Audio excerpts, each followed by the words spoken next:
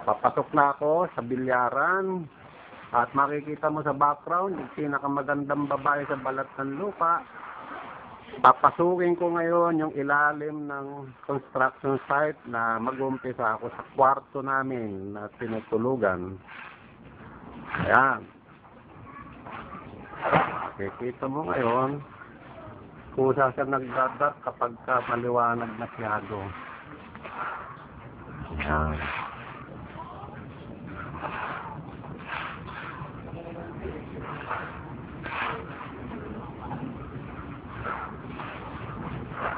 Ayan ngayon ang ayos ng kwarto ngayon na dati tinutulugan namin ni Ate Linda. Kwarto ni Lola, kwarto namin.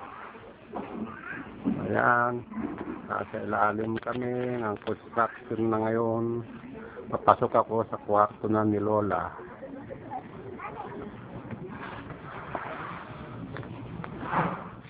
At may mga poste na yan, may 3 poste suporta. Hindi pa nila ginigiba yung pader at saka mga division dito ngayon. Binutas-butas lang nila.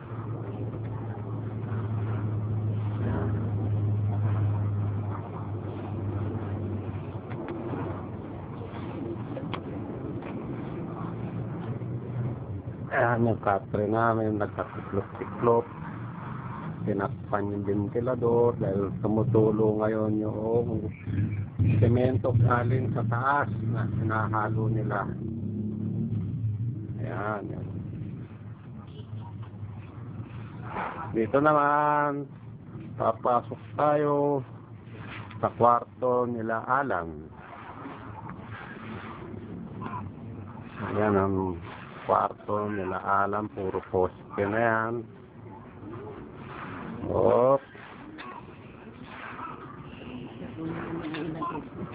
Yan. Okay. Okay, yan yung mga poste na suporta sa biga or in English, beam. Ayan. Yan na po kami. Okay.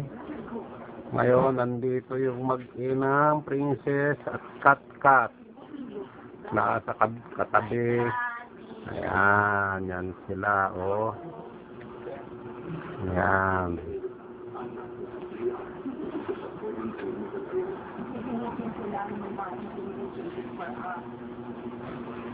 Ayan.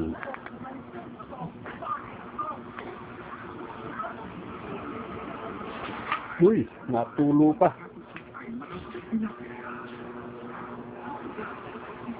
Yan ang itaas. Yung binubuhusan ngayon, natulo pa yung mga sabaw-sabaw ng semento.